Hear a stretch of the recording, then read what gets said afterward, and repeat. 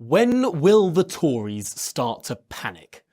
The polls are only telling one story, and frankly, it's not good for Kemi Badenoch. Well, my name's Tom Harwood, and this is GB News Originals. Remember to click that subscribe button to not miss a moment. Now, slow and steady wins the race. So goes that old Aesop's fable. It's up there with Father Christmas and the Tooth Fairy for being just one of those things we tell children. And much like the fat magic presents man and the enamel obsessive Tinkerbell, the tortoise and the hare is another terrible lie. A terrible lie swallowed whole by the leader of His Majesty's most loyal opposition. Slow and steady was not the tactic adopted by Roger Bannister as he became the first recorded man to run a 4-minute mile. Slow and steady was not the approach of the Apollo program as NASA raced the Soviets for the moon. And slow and steady cannot be the attitude of a once great political party battling for its very existence. Now on Sunday, the respected polling organisation Ipsos released their first poll since last year's general election. They found a record 9-point lead over the Labour Party for reform. The same poll found the Conservatives on just 15%. That's the lowest share Ipsos has ever recorded for the oldest and, up till now, most successful political party in history. That's since they began their polling under the premiership of Harold Wilson. And just lately, YouGov has published their first MRP seat-by-seat mega poll. This is the fanciest kind of poll on the books. It's multi-level regression and post-stratification analysis, and it's their first one since last July, since the general election. It shows the Tories collapsing to 4th place, almost 5th place, and the Reform Party storming the map, 100 seats ahead of the Labour Party. Well, it's been swiftly memory-holed by some that under Rishi Sunak's caretaker leadership, while the Tories were utterly rudderless, the Conservative Party briefly regained a polling lead. Yes, the post-election fortunes for the Conservative Party peaked in November last year, and since then, the rollercoaster has been on an exhilarating journey south. You have to go back to April to find a single poll where Reform has not been ahead of the pack. And then back weeks before then to find one where Reform wasn't even joint first. But is this registering with parliamentarians? Well, let's look to Labour first. That party's party discipline has been shot to bits. Now, around a quarter of their MPs have decided they're on course to lose their seats and are acting disloyally over the benefits reform package as a result. This is a big issue for Keir Starmer, but not quite necessarily existential. But what of the party not just facing losing office as Keir Starmer might, but losing any relevance at all? Perhaps facing that extinction threat.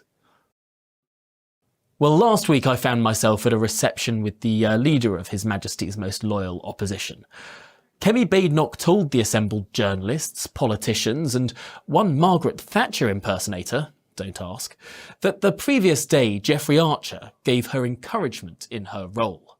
The former Tory big beast was telling her of how Margaret Thatcher's time in opposition, saying, "The first 2 years were hellish. Just keep going. Just keep going."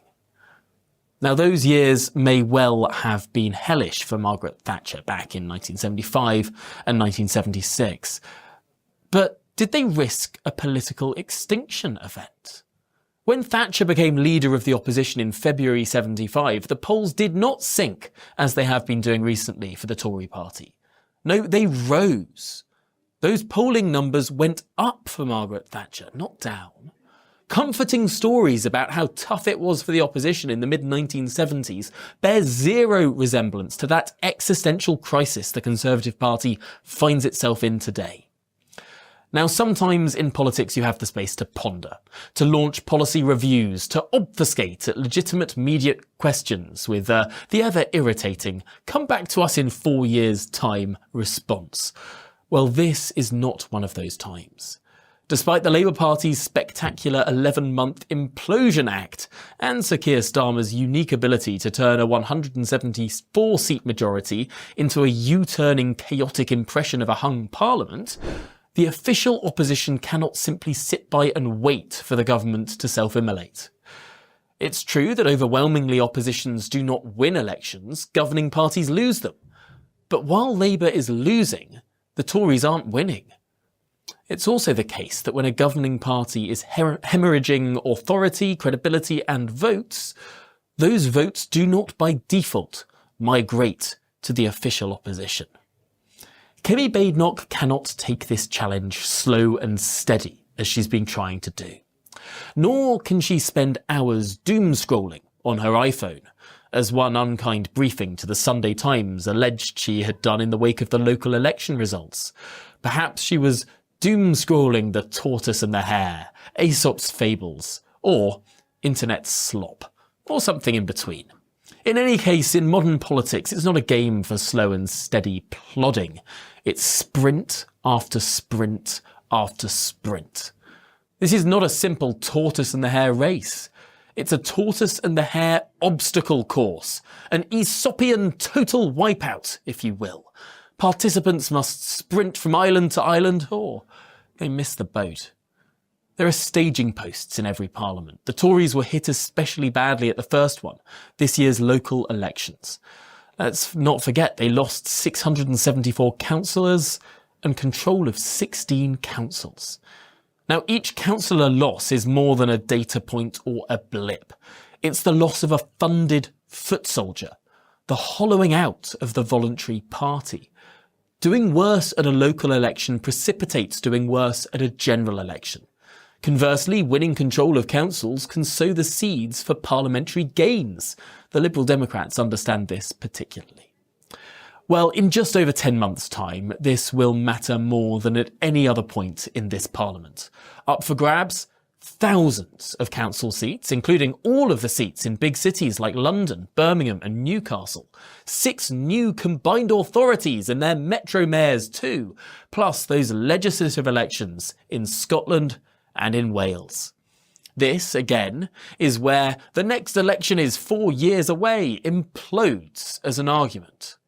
Polls don't only matter on the day of the vote, polls matter today. Elections happen throughout the Parliament.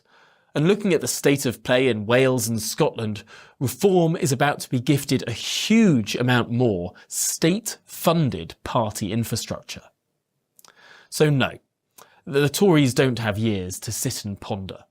They do not have the luxury of taking things step by step, of being quite so public about their blank slate policy approach, which makes the proudly policy-free rhetoric of the leader of the opposition all the more curious.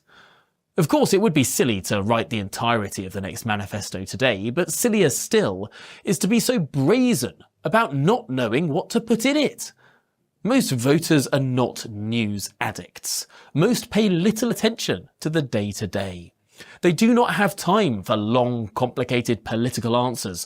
Most will not even want to tune in to the short political answers. What voters need most of all is vibes. Well, today the Tories aren't giving us answers, details, pretend details, or even those all-important vibes. Shadow ministers are left flailing in media rounds when asked what they would do in the place of the government. They've been given no policy crutches, not even the concepts of a plan. Anyone half listening simply thinks these people don't have a clue. Now, when the Tories won the 2015 general election with their long-term economic plan, remember that? Did they have a real document called the Long-Term Economic Plan with a detailed prospectus on how they'll manage the economy? Did they heck? They just wanted people to hear that they had a plan, believe that they had a plan.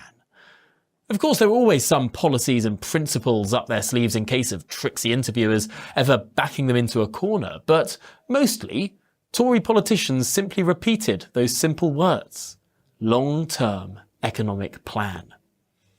Most voters are too busy with life to catch more than the headline of a BBC or GB News news alert, or a half listen to a 1-minute news summary on a pop news music radio station. Good campaigns have one message and they hammer it relentlessly in the hope that people, or at least some people, might faintly pick it up. So what do the Tories need to do? Stop telling themselves fairy stories about being slow and steady. Believe the polls. Internalise what those numbers say. Stare into the abyss. Recognise that they are in the fight for their lives. Show hunger for power.